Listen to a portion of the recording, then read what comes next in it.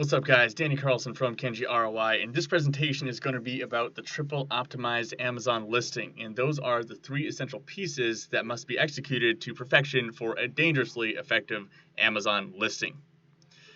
So, exponential growth. The definition of exponential growth is growth whose rate becomes ever more rapid in proportion to the growing total number of size. And this is totally the case with an Amazon listing. If you're optimizing for only one of these things, you're going to be somewhere around that red bar, right? It's going to go up very consistently, just in a straight line. If you're optimizing for two, you're going to be the blue, but a triple optimized Amazon listing, which is what we're going for here, is all three, right? All three of the factors combine together to create a much larger effect overall.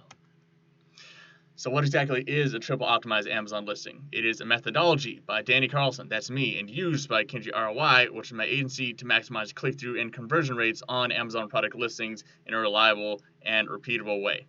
And number one is keyword optimization. Obviously, you guys should be familiar with that concept as Amazon sellers. And then key info communication. So this is one that a lot of people don't put enough thought into. And then persuasive desire optimization, which is copywriting and sales psychology.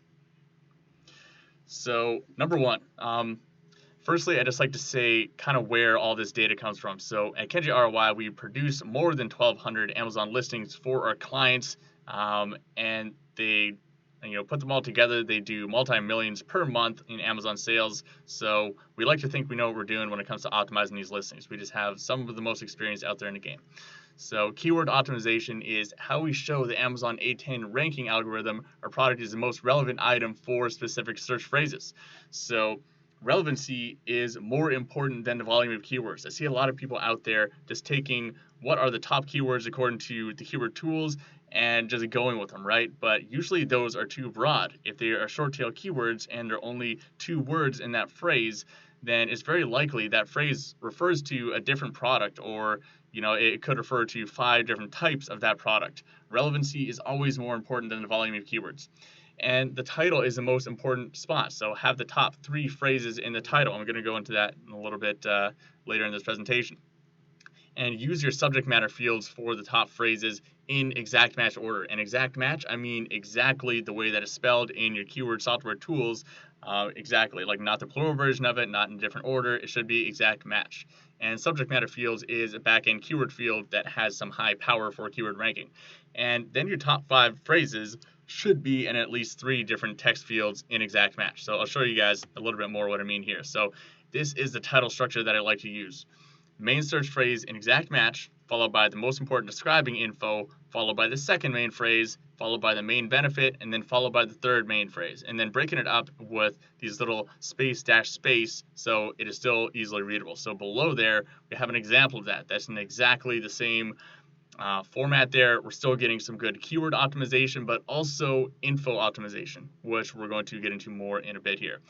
And for those of you who don't know, here are the subject matter fields. So that is when you're editing the listing, go over to the keywords and description tab and then down to the subject matter, and then press the add more button until you see all 5 of them. Those are going to be 5 fields of 50 characters each for your most important keywords.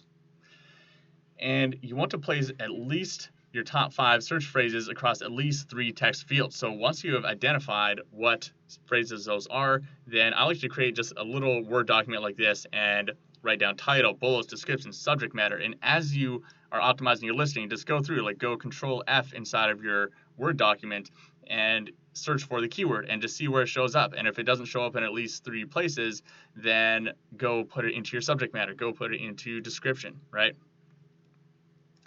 And key info optimization. This is one that a lot of people don't really think about. So by definition, it's identifying the key information shoppers are scanning for, then prioritizing it and placing it in strategic areas to maximize click-through and conversion rates. So most shoppers are looking for specific product traits like the size, then maybe they're only looking for a big one, BPA free for iPhone X. That's really specific. If it's for a specific product, then they're only looking for ones that are compatible with that product, right? Or a pack of 20. So their brains have to scan and process a massive amount of info on any given search results page. And if you're not giving them that key information they need to make a click, then you're probably not going to get clicked on. And make no mistake, guys, Amazon is a comparison shopping engine, and attention that isn't expertly gained and held will slip straight to competing project pages. So very important to optimize for this stuff. It's all about speed and ease of communication of the right key product info. So how do we do that? So what's highlighted here is basically the only information that Amazon shoppers are taking into account when deciding to click. So that's your main image. So really important to optimize that, obviously, make it very appealing, amazing lighting, and taking up the most space on the screen possible. Usually from an angle, it works better, the one on bottom there, a nice 15-degree angle that shows 3 dimensions of the product instead of a top-down view like the one above. And the first little bit of the title. So if you don't have the most key information and your main search phrase within that first little bit of the title, click-through rate is going to be much, much lower. And then obviously things that we have a little bit less control over are the price and the reviews. So people are just scanning the search results for this information and then deciding what to click on. So important to super optimize that information. And here is the order of importance of where to optimize the information. So number 1, the first 3 images. And out of those, the main image is the most important for sure.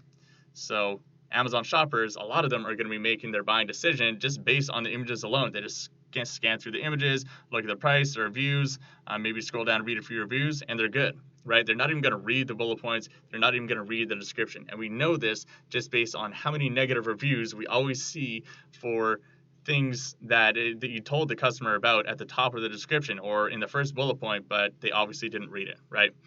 And then number 2 is the first 100 characters of the title, and even less on mobile. It's a really shortened title on a mobile screen, so really important to have that really important information in the first bit of the title. So coverage up to 1,000 square feet, up to 15 devices. So that's really important information for someone who specifically is looking for that, right? That's what they have identified as the key information to put in the second bit of the title.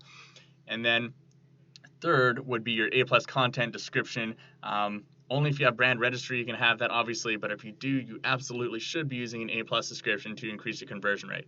If you don't have one of those, then just use a regular HTML formatted description. That's better than just having no HTML formatting in there to make your information more readable, some bullet point lists and bolding and stuff like that. If you guys want to learn how to do really basic HTML coding, really easy to learn, just go search for that on Google and you can find some good resources there.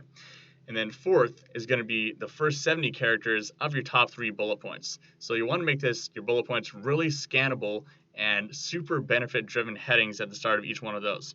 And then based on that, if you have really good benefit-driven headings and you keep them nice and short, like maybe only 2 lines, 170 characters of text each, then people are more likely to get the information they need and then actually read the rest of your bullet points.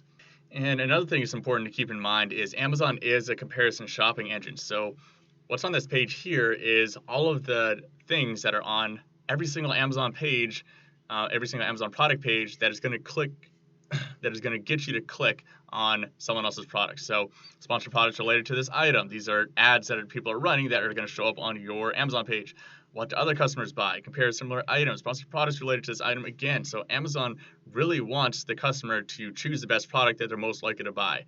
And it's not enough just to get them onto your product page. Your product page has to be optimized with the most key information and obviously show your product off in an appealing way, which we're going to get to in a second, that it keeps them on your listing instead of clicking off onto a competitor's listing.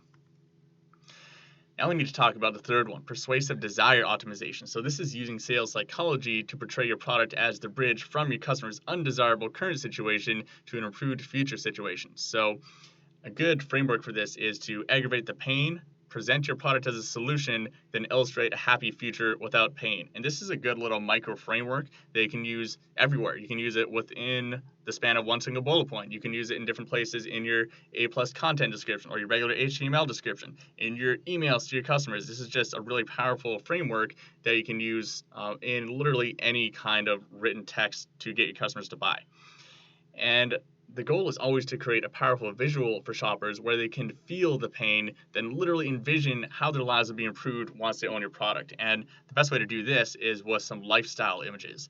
And also some graphic design images can be powerful too, but especially lifestyle images is a really good way to do this with models that are the same demographic as your shopper. And sales copywriting is a skill mostly based in psychology, not writing or English skills. So you don't have to actually be a good writer. I was a really terrible writer and I honestly barely even got through high school, and I got like a C in English class, but I am a really good sales copywriter because I dedicated myself to the art of getting inside the mind of shoppers and learning sales psychology. And because of that, it doesn't matter that my writing skills are not good. In fact, writing sales copy, you often have to break the rules of being a proper or good writer, so to speak. So sales copy is completely different from that.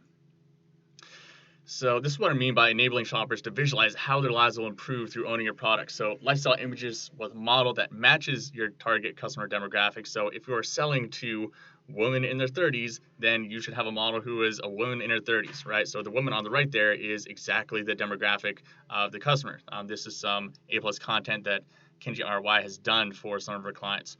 And you should be telling a cohesive story throughout all of the images. So all of the images, do they have consistent branding on there? Is the text really similar? Are they using the same colors? Does it all cohesively make sense? Is it are the pictures kind of jarring against each other? They have the same lighting and everything like that. So cohesiveness is really important. And the lifestyle images should always be in the moment and specifically showing one very specific benefit. So this kind of goes back to key info optimization. What are you trying to show? And every image should have a purpose. Instead of everyone seeing like these lifestyle images where the model is holding the product and like next to her face and like staring into the camera. That's a worthless lifestyle image because it isn't actually showing anything specific. It's just like, except maybe the packaging, which is a useless use for a lifestyle image, right? You should be showing the model actually in the act of receiving the main benefit. So you can see over here on the left, we have the model is receiving this thank you card, the compliment card, right? A big smile on her face, and she feels really good because she just got this compliment card from one of her coworkers. So the art of sales in written form is called writing sales copy or copywriting. Just to explain what that is for you guys there, it's not copywriting as in like I'm going to copyright this intellectual property. It is copywriting with a W. And I think it's the single most valuable skill any entrepreneur can learn. If you can learn the art of sales copy, you can basically sell anything. You can write really good sales emails. You can create marketing campaigns. It just gives you a way better understanding of the psychology of why your shoppers are choosing you and why your clients or your customers in e-commerce are going to be choosing your company over any other company. So the best books I can recommend on copywriting are Breakthrough Advertising by Eugene Schwartz, and this book will teach you how to write better by Neville and Medora. So if you focus on these three things, when you will have exponential growth with a triple optimized Amazon listing, right? Don't be one of those people that is the red line or the blue line. You want to be that green line with all three of them working together, exponentially working on top of each other to get the maximum results.